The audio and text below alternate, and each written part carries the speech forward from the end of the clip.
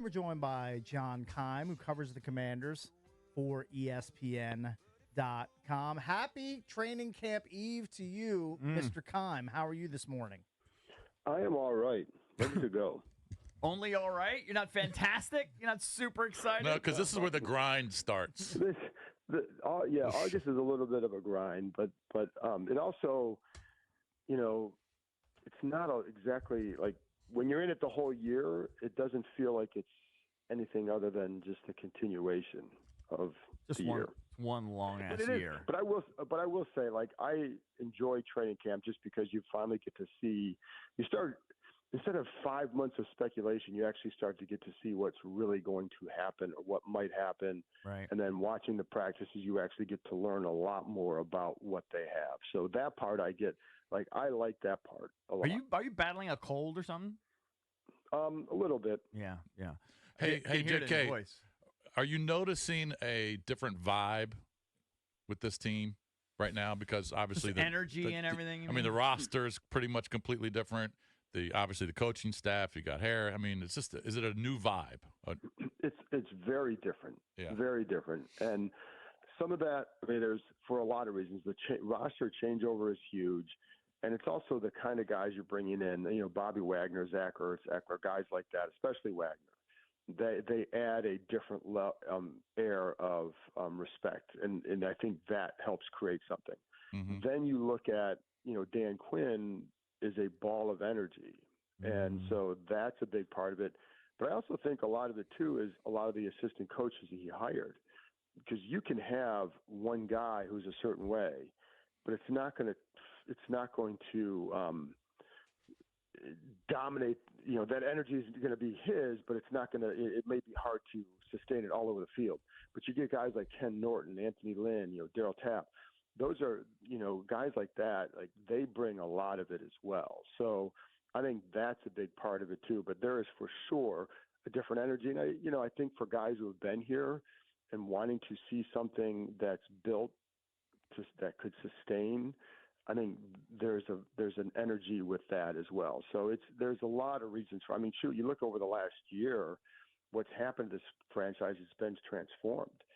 So I think that too brings it. But I do think that the assistant coaches and Quinn and all that, they bring a high level of energy that helps. Now, how much that will help in wins or losses, I don't know. But there's an absolute different vibe out there. So, John, you tweeted out your training camp preview podcast yesterday, and on the header, you said you discuss it all with Nicky Jalvala. Who should feel safe? Hint, very few from the past. Right. And I picked a player out from offense and defense. I want your opinion on both of them. De'Ami Brown, the former third-round pick wideout who's underperformed since he's been in the league, and Phidarian Mathis on the defensive line. What do you think happens to them? Do you think one or both of them could be a cut?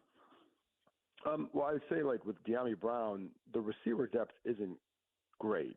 So I think that gives him an edge more than, like, what Phidarian Mathis, I think, would have. And, the one thing for him, he can play special teams. He's a really good blocker. So there are things that he can contribute. And I know as a receiver, you want to catch more passes. And he has to do a lot better with that. But I think the speed and the lack of depth going into camp. So I'll be curious to see where some of these other guys come up. But, yeah, you have to put him on the list because he hasn't accomplished a whole lot for sure. But I think, again, I don't know that that's a very deep position. So, there are questions. There are questions beyond Terry McLaurin. Is Jahan Dotson going to take the step that many thought he could take last year? What's Luke McCaffrey's impact? You got Zacchaeus, whom they signed in the offseason too. What does he have? So I think there's just enough questions that maybe he can stick around. I think Mathis, you definitely have to put him on that list. You have two guys starting there. You have a guy in John Ridgeway that Quinn had in Dallas, and my understanding is they liked him, but he was obviously on the practice squad when Washington picked him up. But I don't think it was a matter of them not liking him. So, and then of course you draft Johnny Newton. So that alone right there, I think, puts him in. My own opinion would be that he has to have a very good camp. because, again, like when you're in his situation, he missed the 1 year with the injury, didn't show enough last year to sit there and say, like, oh, he's automatically on there. You just can't say that. But yeah, I think he for sure would have to be a guy. And I think, again, you look at this, like, nobody should feel safe. I mean, very few, again, as I said. But, this group is coming in. They don't care that he was a second-round pick. Mm-hmm. They only can care if this guy can help him. So, I would put him on that list for sure. All right, so let's go to just look at the young guys, right? And the rookies have already been there for a few days, right? Mm-hmm. My understanding. Mm-hmm. Yes. So we had 6 of the top 100, okay, in the draft. We all know Jaden is going to be the guy. Let's take him out of the equation. Of the other 5 guys in the top 100, for me, I'll just be honest, and it's just maybe I'm stupid, but like Luke McCaffrey's the most intriguing because of the bloodline. Of those guys, who do you think is going to have the biggest impact? Who's going to be most intriguing to you? Those are different questions. But of the top 100 guys, take Jaden out of it. Who else are you super interested in? I mean, I think you can look at each one of them. Like Ben Sinnott, the tight end, is going to have a role because Kingsbury likes to use the 2 tight end sets, and you got Zach Ertz. What's his durability going to be like this year? John Bates has been a good tight end as a blocker, so you have a need for a guy who can fill what Sinnott does. Mm-hmm. I think McCaffrey is intriguing just because he switched to the position 2 years ago. Where is he at in his growth? And he was productive. He was right? very productive. He was very productive, and there are definitely things when you watch him that he seems to be ahead on as a guy who made the position switch because of I think partly because he played quarterback. He's a very good athlete, et cetera. So he's intriguing. Plus, they have a need at that spot for more production. Mm-hmm. And Sam is still. I think he seems to be a little bit more cut and dried as far as like. I think he's going to come in and be that slot corner. I think there's a lot. To me, in some ways, he's like a defensive version of a Terry McLaurin. Even though I think he's coming in with a little bit higher expectation, but when McLaurin got here, it's like he's a guy that you can just put in there and you know what you're going to get from him. He's the kind of guy that when McLaurin was drafted, I always felt like he was a culture changer. I think Sanders still has some of those quality as well. I just think the stuff you hear about him as a leader and all that, and his approach, et cetera, is pretty strong. So, and I think Newton is maybe the most intriguing because he slipped a little bit in the draft. Big Ten Defensive Player of the Year, and he can rush the passer. And I'll be curious to see how they use him because Quinn has been creative with those fronts in Dallas and how he used guys. So he might be the most intriguing. Now he has to get on the field.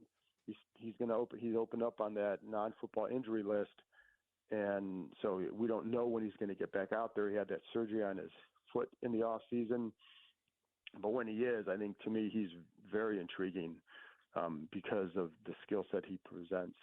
So the rookies got there, I think, on the 18th. So how are they on the field? How long are they on the field? Has Jaden been throwing? Are you watching it? What's going on? No, we're not. We haven't been out there at all. Okay. So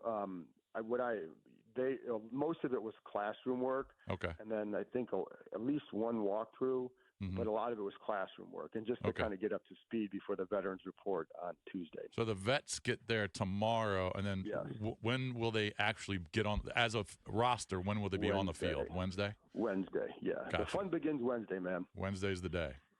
Yeah. So I was away on vacation, so forgive me if I'm sure you discussed this and you talked about this. But the idea that Jaden you might want to save him in the preseason, where did you fall on that? Well, I haven't talked about it. No, I mean, don't you have to kind of give him some game action? I think so. I mean, I think so. I don't. Well, that was just Theismann's opinion. I know. Yeah.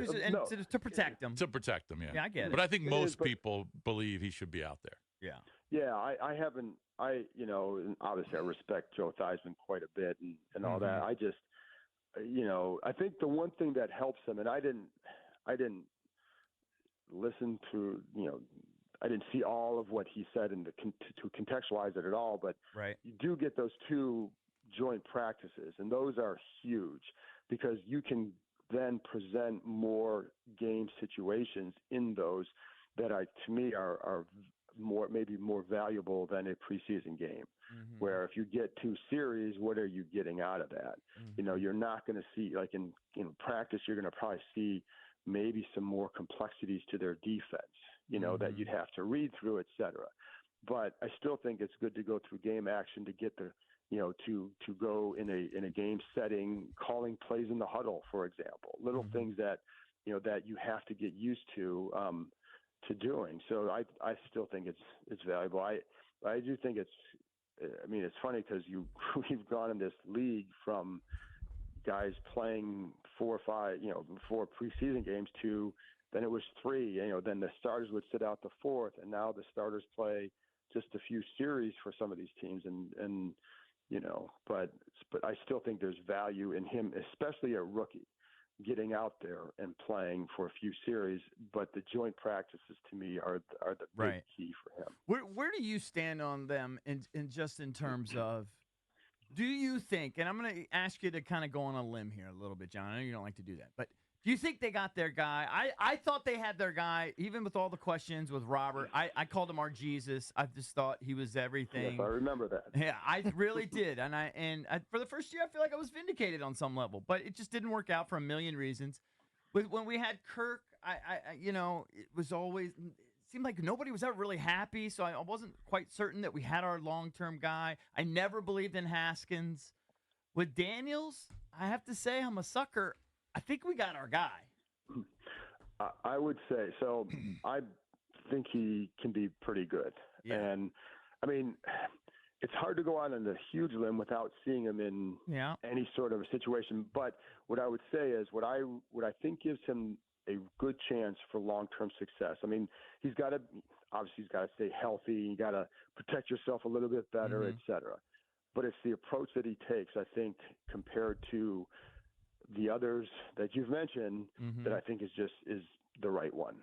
And that's from the way he approaches and just his mindset in terms of, coming in here. Hey, I think publicly, he'll say like, I'm just here to do my job. Well, that's what he tells others. So, you know what I mean? Like, I just think it's not an act. I think it was kind of how he's brought up to approach it.